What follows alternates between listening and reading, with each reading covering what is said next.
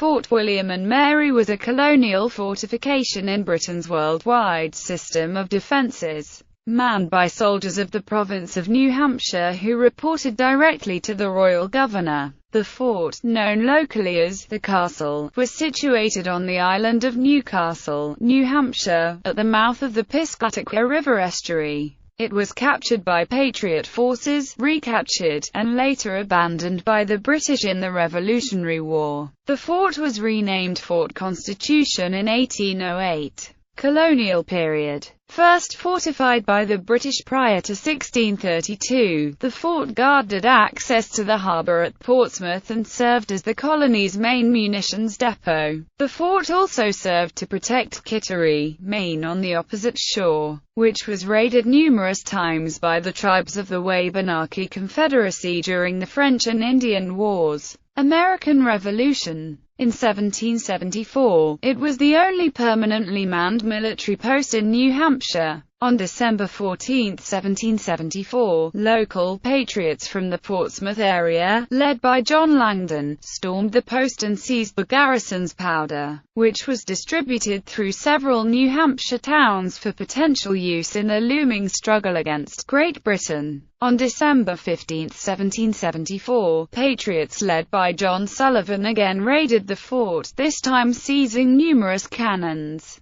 1774 raiders' tensions increased before the American Revolutionary War. Lord North's ministry became concerned that the profusion of arms in New England would lead to bloodshed. On October 19, 1774, King George III issued a confidential order in council forbidding the export of arms and powder to America. Word of the order reached operatives in New England's Patriot movement. The port at Boston had been closed in punishment for the Boston Tea Party, and the Portsmouth Committee of Correspondence kept in close contact with Friends of Liberty in Boston. Tensions in Massachusetts nearly erupted into violence in the fall of 1774 when redcoats seized provincial gunpowder during the so-called powder alarm. Upon learning of the order in council, patriots feared that the British military would make another attempt to seize colonial stores. Patriots in Rhode Island moved munitions from the fort at Newport inland for safekeeping without incident. In Massachusetts, rumors flew that troops from Boston were headed to reinforce Fort William and Mary and seize its powder and arms.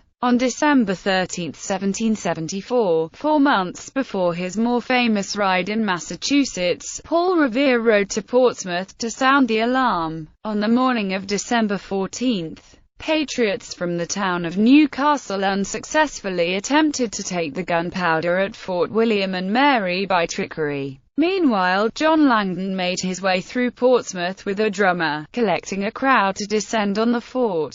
Several hundred men responded to his call, setting out for the castle by way of the Piscataqua River. Only one provincial officer, Captain John Cochrane, and 5 provincial soldiers were stationed at Fort William and Mary. Despite the odds against them, they refused to capitulate to Patriot demands. When Langdon's men rushed the fort, the defenders opened fire with 3 cannon and a volley of musket shot. Patriots stormed the walls and Cochrane's men engaged in hand-to-hand fighting before being subdued by an overwhelming number of raiders. Langdon's volunteers not only broke open the powder house and absconded with about 100 barrels of gunpowder but, to 3 cheers, hauled down the fort's huge British flag. Several injuries but no deaths occurred in the engagement, and Cochrane and his men were released after about an hour and a half of confinement. The next day, additional rebel forces arrived in Portsmouth from across the colony, as well as from Maine. Led by John Sullivan, the rebels returned to the fort late on the night of December 15, overran the post without gunfire and removed muskets, military supplies and 16 cannon marked as the property of the king. British authorities declared the raids, for which Sullivan later received a stipend from the Continental Congress, high treason. Aftermath. In response to a call for aid from Boston by Governor John Wentworth, the armed hydrographic survey sloop Canso arrived to keep the peace in New Hampshire on December 17.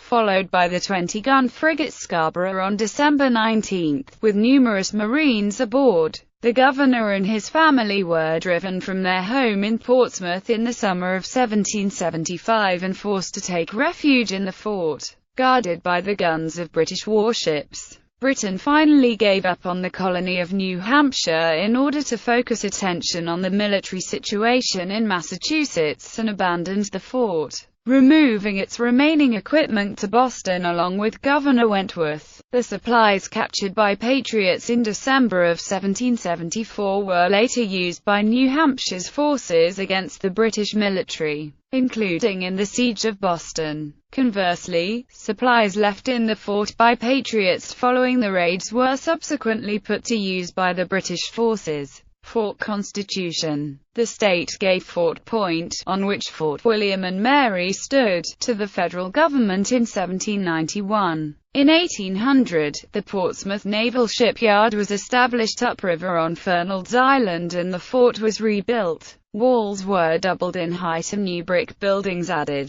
Work was completed in 1808 and the defense renamed Fort Constitution. On July 4, 1809, an accidental explosion marred Independence Day celebrations at the fort, killing a number of soldiers and civilians. During the War of 1812 the fort was manned and expanded. Warback Tower, a Martello tower, being built in 1814. During the Civil War, Fort Constitution was rebuilt as a three-tiered granite fortress. However, advances in weaponry, particularly armored, steam-powered warships with heavy guns, rendered the masonry design obsolete before it was finished. In 1897, construction began on Battery Farnsworth, located under the hill on which Walback Tower stands. Named for Brigadier General Elon J. Farnsworth, the installation included two 8-inch breech-loading rifles on disappearing carriages. Given back to the state in 1961, Fort Constitution State Park was listed on the National Register of Historic Places in 1973, and is today open to the public. The Lighthouse. Since 1771 the fort has been home to a lighthouse. The current installation, the Portsmouth Harbour Light, was completed in 1878. Its fourth-order Fresnel lens remains a valuable aid to navigation. The tower and the grounds immediately around it are open for scheduled tours.